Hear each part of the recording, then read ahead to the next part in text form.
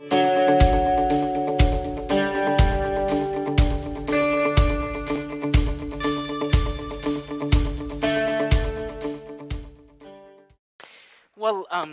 first of all, let me say that it's a joy for me to be here to listen to great presenters and try to make that funny voice that we did, all of us, together. So it's a joy for me to be here, but it's also a joy for me that we have this event in a college.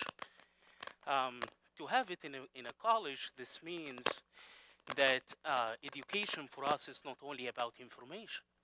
It's not about collecting some of the informations that we can type it down. But education in Greek language, it means baideia, which means to embrace yourself, to embrace your pure nature, is to reform your life again, and always to start anew.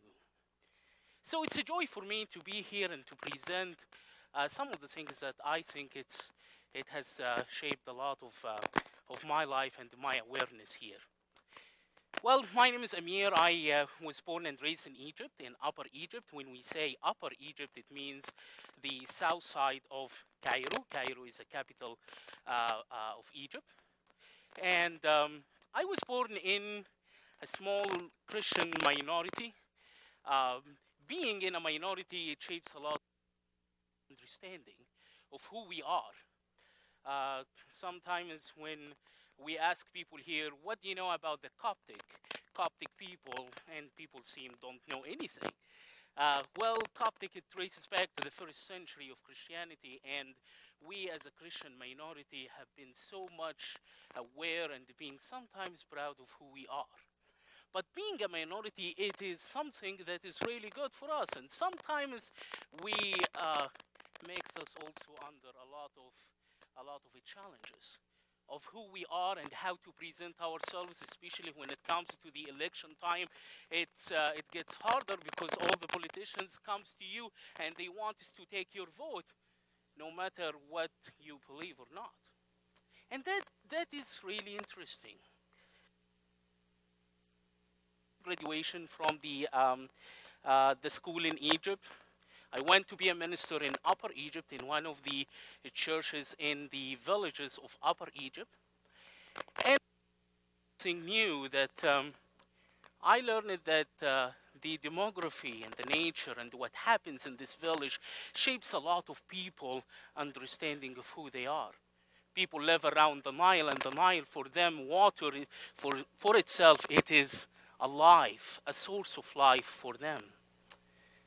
So that actually shaped a lot of my understanding as a minister and as a pastor.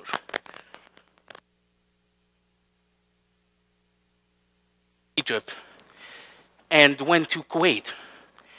And was serving in a congregation that has, multi-different nationalities.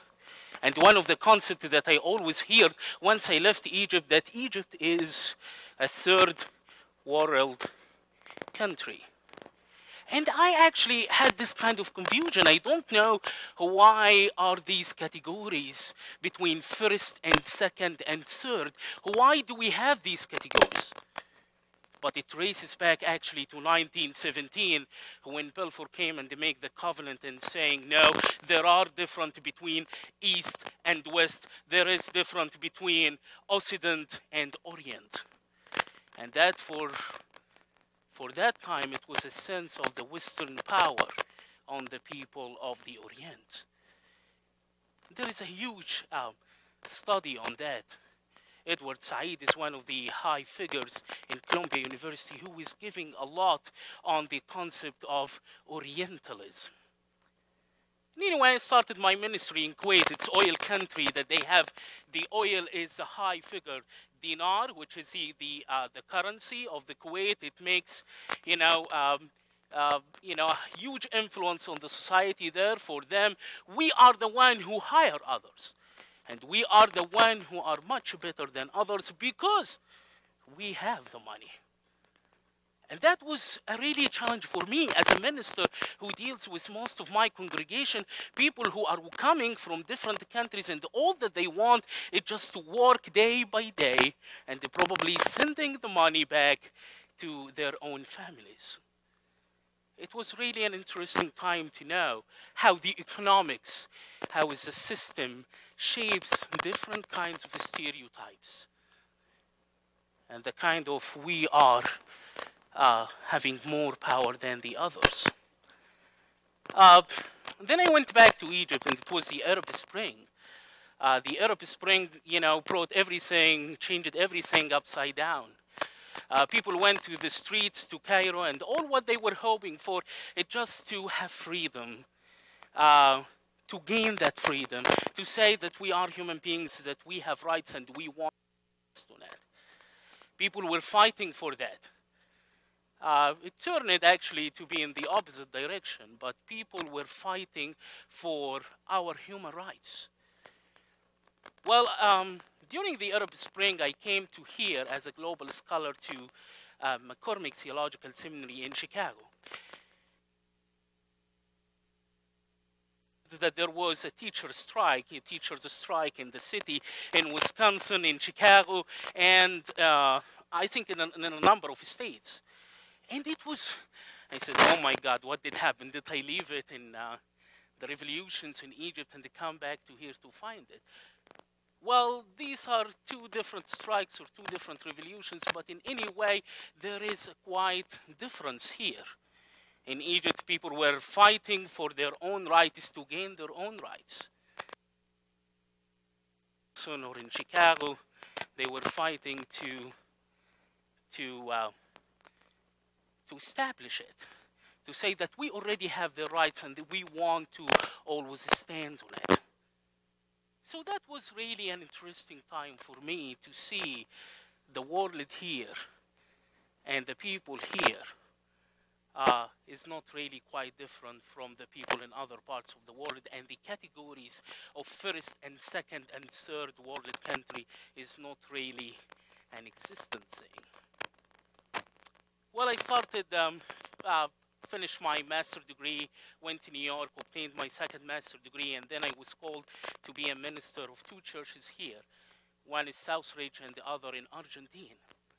And there were a number of stereotypes that I was challenged by for the first time. One of them is the concept of color itself. People started to call me brown. And that was interesting because I only heard it here. I go to visit a doctor or to go to a hospital or anywhere, and when I ask, okay, which box should I check for myself, I don't find Middle Eastern at all. But they say Middle Eastern are categorized as Caucasian. And when I go to street, people call me brown. So the color has created people a kind of confused identity of who am I and how people look at me. But also there was another challenge. Religion also sometimes creates this kind of confusion identity. And sometimes makes our identities stolen as well. In Chicago, I just got a training to be a chaplain in one of the hospitals on the north side of Chicago. And I introduced myself to one of the patients there. And he said to me, what is your name? I said, my name is Amir. And he said, well, your name sounds not from here. Where are you coming from? Well, I said, well, I am Egyptian. I was born and raised in Egypt. And he said, you are a chaplain? I said, yes. He said, okay, are you a Muslim? I said, well, I have a lot of Muslim friends. I love them. I was born and raised in a country that the majority are Muslims, and I have no problem with that. But I am Christian. And he said, no, no, no. You are not Christian. Probably you are Christian by religion, but by culture you are something different. And I just looked at him and was very puzzled and, confused about what he said. But the voice of culture for him was higher than my own voice. He didn't give us a chance, didn't give me a chance to present myself in the way that I want. So religion sometimes, when it's combined with the voice of culture, sometimes also does not give a chance for people to say who we are. And that was a challenge. Third, the challenge that I want to share with all of you today is the example of the President Obama. Well, President Obama, when I watch him on TV or on my phone or on my laptop, I see, a wonderful public figure who speaks very well. He knows how to present himself, very intellectual person, studied very well, having a wonderful family, and that is great. But I don't want this society to look at me to be only succeed only if I am Obama. Because I am not, and I will not. I love the president, but I am not him. So here is a society of wants to make the people of color is only the example of Obama. No.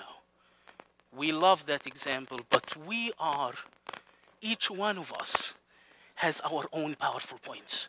And each one of us have our own gifts that we can present to each other. So that was also another thing that I wanted to share with you.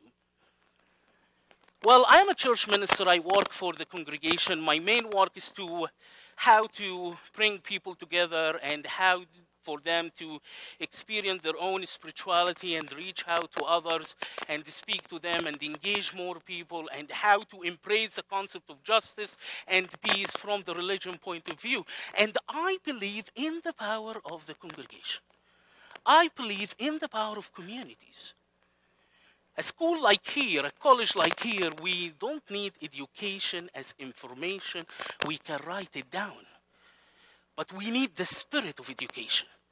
We need something that will bring us together and look to the future. Well, I'm a Christian, I'm Middle Eastern. But when I heard about registering Muslims because they only Muslims, I would say I would love to be the first one who would be registered. Because it's not a matter of religion. All religions are prophetic. We have a wonderful traditions that can speak out. We have Edward Said from the Middle Eastern background. We have James Baldwin from the African American.